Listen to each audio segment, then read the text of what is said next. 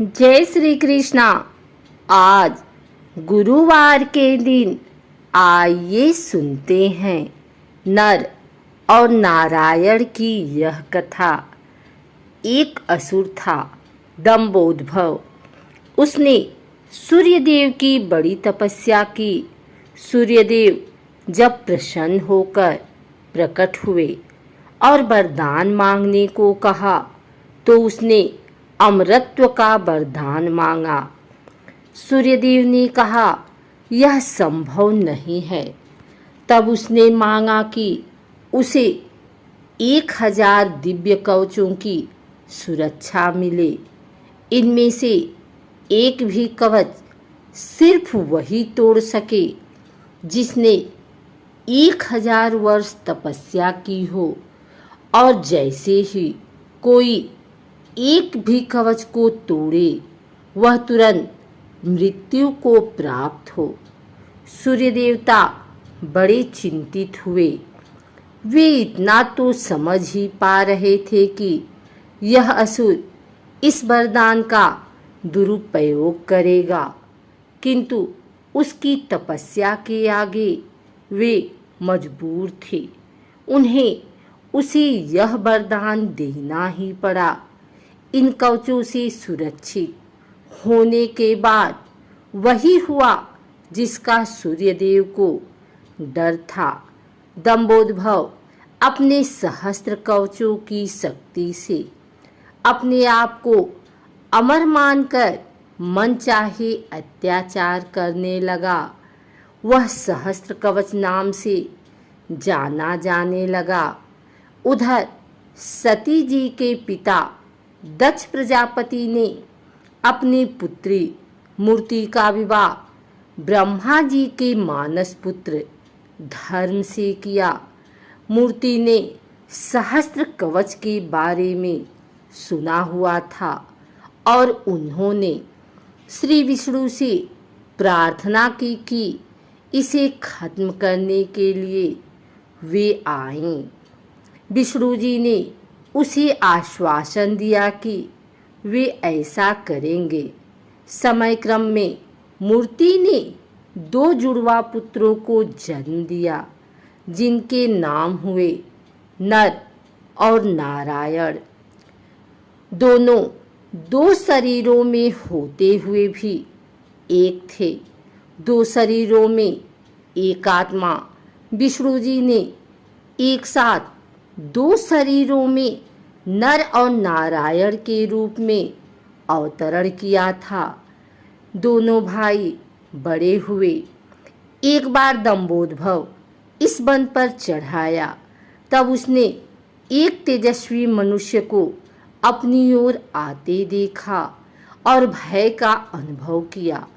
उस व्यक्ति ने कहा कि मैं नर हूँ और तुमसे युद्ध करने आया हूँ। भय होते हुए भी दंभोदभव ने हंसकर कहा, तुम मेरे बारे में जानते ही क्या हो? मेरा कवच सिर्फ वही तोड़ सकता है जिसने 1000 वर्षों तक तप किया हो। नर ने हंसकर कहा कि मैं और मेरा भाई नारायण एक ही हैं। वह मेरे बदले तप कर रहे हैं और मैं उनके बदले युद्ध कर रहा हूँ। युद्ध शुरू हुआ और सहस्त्र कवच को आश्चर्य होता रहा कि सच ही में नारायण के तप से नर की शक्ति बढ़ती चली जा रही थी। जैसे ही 1000 वर्ष का समय पूर्ण हुआ, नर ने सहस्त्र कवच का एक कवच तोड़ दिया, लेकिन सूर्य के वरदान के अनुसार जैसे ही कवच टूटा, नर मृत होकर गिर पड़े। सहस्त्र कवच ने सोचा कि चलो एक कवच गया ही सही, किंतु यह तो मर गया। तभी उसने देखा कि नर उसकी ओर दौड़े आ रहा है और वह चकित हो गया। अभी ही तो उसके सामने नर की मृत्यु हुई थी और अभी ही यही जीवित हो मेरी ओर कैसे दौड़ा आ रहा है। लेकिन फिर उसने देखा कि नर तो मृत पड़े हुए थे। यह तो हूबहू नर जैसे प्रतीत होते उनके भाई नारायण थे, जो दंभोद्भव की तरफ नहीं बल्कि अपने भाई नर की तरफ दौड़ रहे थे। दंभोद्भव ने अट्टहास करते हुए नारायण से कहा कि तुम्हें अपने भाई को समझाना चाहिए था, इसने अपने प्राण व्यर्थ ही गवा दिए। नारायण शांतिपूर्वक मुस्कुराए। उन्होंने नर के पास बैठकर कोई मंत्र पढ़ा और चमत्कारिक रूप से नर उठ बैठे। तब दंभोद्भव की समझ में आया कि 1000 वर्ष तक शिव जी की तपस्या करने से नारायण को मृत्युंजय मंत्र की सिद्धि हुई है, जिससे वे अपने भाई को पुनर्जीवित कर सकते हैं। अब इस बार नारायण ने दंभोद्भव को ललकारा और नर तपस्या में बैठे। 1000 साल के युद्ध और तपस्या के बाद फिर एक कवच टूटा और नारायण की मृत्यु हो गई। फिर नर ने आकर नारायण को पुनर्जीवित कर दिया और यह चक्र फिर चलता रहा। इस तरह 999 बार युद्ध हुआ। एक भाई युद्ध करता, दूसरा तपस्या। हर बार पहले की मृत्यु पर दूसरा उसे पुनर्जीवित कर देता।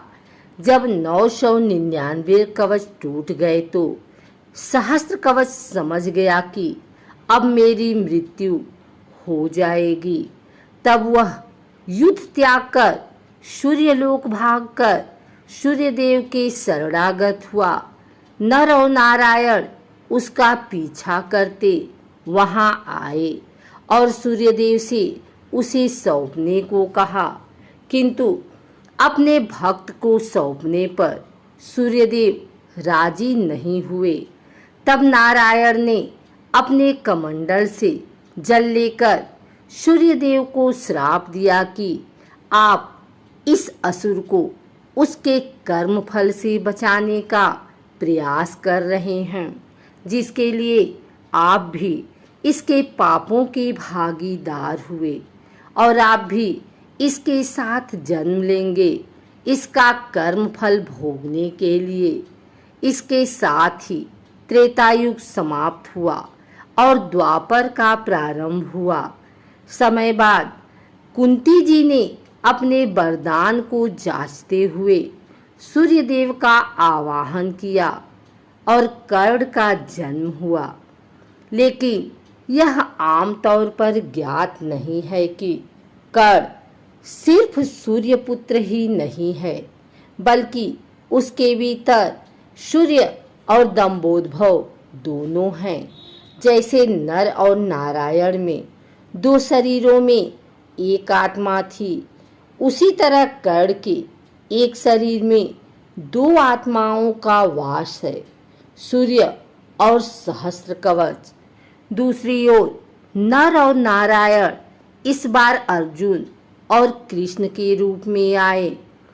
कर्ण के भीतर जो सूर्य का अंश है वही उसे तेजस्वी वीर बनाता है, जबकि उसके भीतर दंभोद्भव भी होने से उसके कर्मफल उसे अनेकानेक अन्याय और अपमान मिलते हैं और उसे द्रौपदी का अपमान और ऐसे ही अनेक अपकर्म करने को प्रेरित करता है। यदि अर्जुन कर्ण का कवच तोड़ता तो तुरंत ही उसकी मृत्यु हो जाती, इसीलिए इंद्र उससे उसका कवच पहले ही मांग ले गए थे।